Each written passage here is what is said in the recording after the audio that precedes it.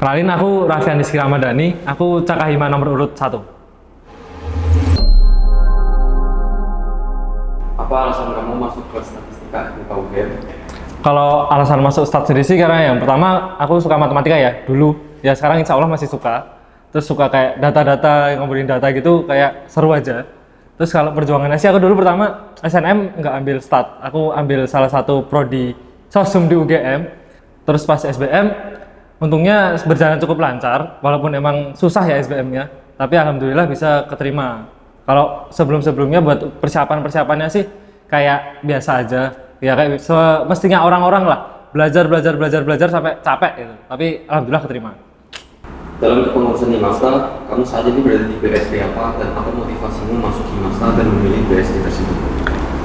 Buat sekarang aku berada di BSD-nya tuh divisi Halma. Alasanku buat masuk Himasta ya karena pertama ini jadi pengembangan diriku juga, wadah pengembangan diriku juga, karena dengan lingkupnya yang relatif tidak terlalu besar dalam keanggotaannya, kayak ya satu jurusan aja, ini benar-benar bisa bikin aku buat berkembang karena ya tidak terlalu banyak orang juga. Terus buat pertemanan juga lebih gampang buat jalin relasinya karena aku butuh pertemanan juga di luar pertemanannya itu kan lebih gampang ya karena lingkupnya lebih kecil juga, banyak juga ya tapi nggak apa-apa. Terus kenapa aku milih divisi Halma? Karena aku suka berhubungan dengan orang lain, itu yang pertama. Jadi kayak seru aja buat ngobrol sama orang lain, sama pihak eksternal, gimana cara biar tetap bisa profesional tapi kejalin hubungannya itu tetap baik gitu loh, nggak yang kaku, nggak yang segan-seganan. Kenapa kamu memutuskan untuk jadi Cakahima? Apa motivasinya?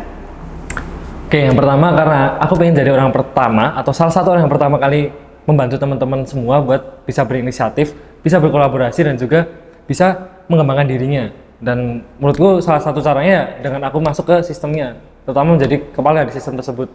Lalu yang kedua aku juga pengen bisa berimpact buat Himasta secara langsung, terutama sebagai kahimnya nantinya. Dengan setiap pemikiran-pemikiranku, setiap keputusan-keputusan yang aku ambil dengan diskusi-diskusi tentunya. Lalu aku juga pengen belajar secara pribadi untuk memanajemen orang atau manajemen manusia dan juga manajemen organisasi.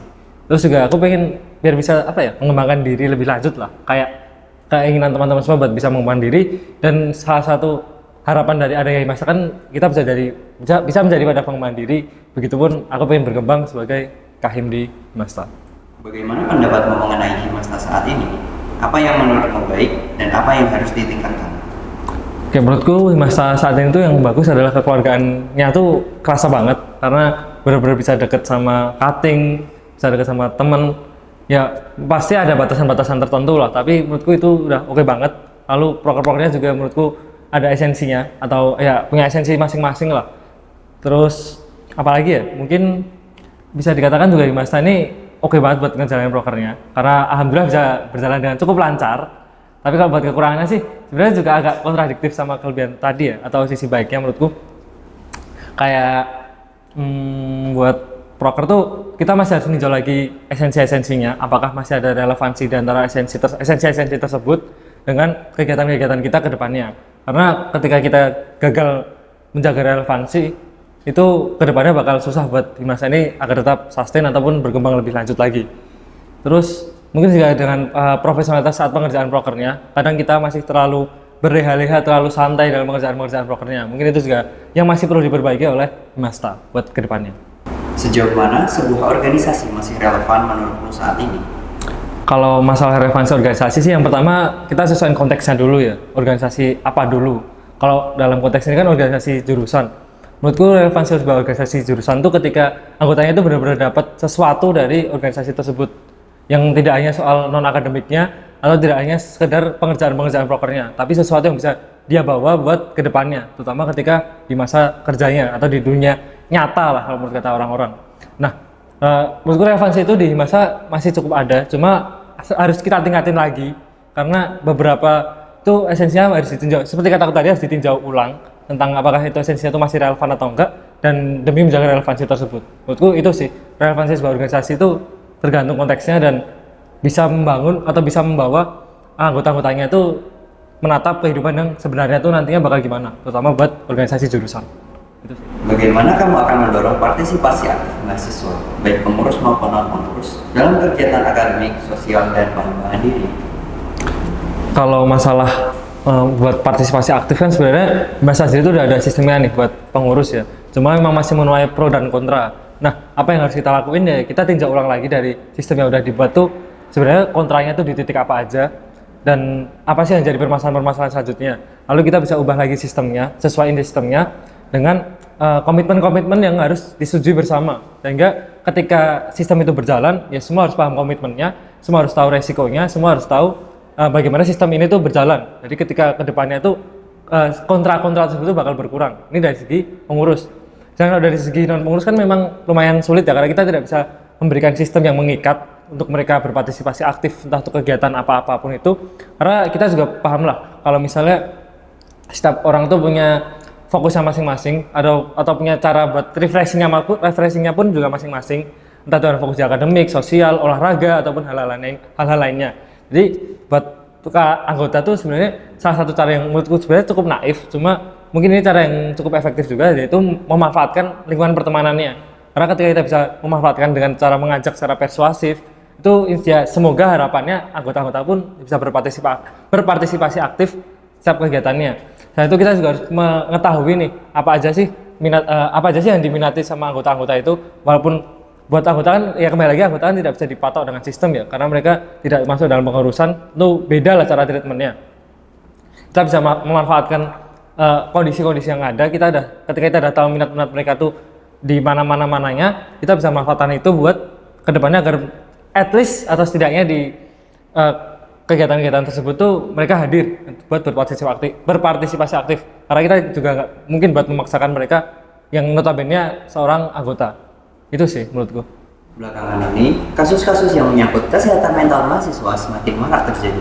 Sebagai Jaga Hima, adakah saran atau upaya yang dapat kamu berikan dalam mendukung dan menjaga kesehatan mental mahasiswa? Oke, mungkin yang pertama adalah dengan kita menggandeng dulu organisasi mahasiswa yang berkutat di permasalahan tersebut yang ada di lingkungan entah itu fakultas maupun universitas lah setidaknya. Karena ketika kita dari organisasi Himasta ini berusaha buat menangani hal tersebut, ketika kita belum memahaminya, itu bakal jadi takutnya ada miskomunikasi atau kita asal ngomong, asal memberikan solusi yang justru berimbas pada kesehatan mental orang-orang tersebut lah.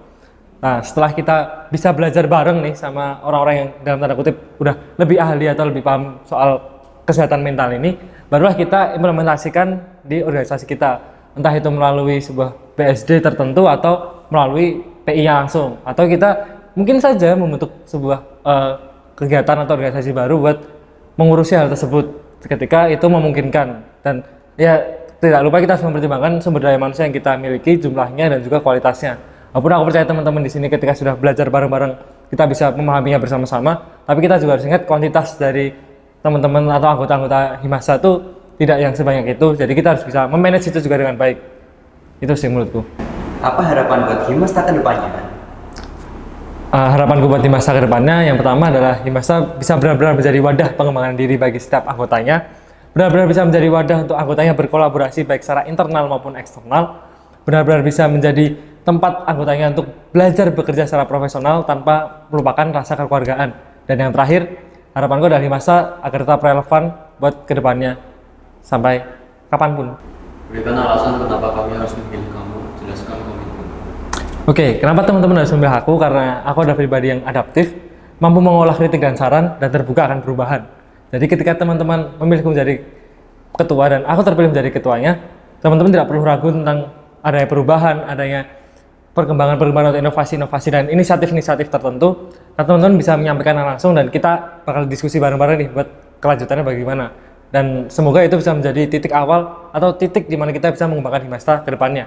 Lalu komitmenku sendiri, aku akan berinisiatif sewajarnya, lalu berbagi pikiran semaksimalnya dan mengayomi secukupnya. Karena aku ingin kita semua di sini yang akan benar-benar bisa bersama-sama berinisiatif, saling mengayomi dan saling berbagi pikiran. Aku tidak ingin ada pembatasnya dan aku tidak ingin teman-teman terbatas karena sebuah jabatan ataupun alasan-alasan lainnya. Aku ingin kita semua bersama-sama buat Himasta yang lebih maju ke depannya. Makasih.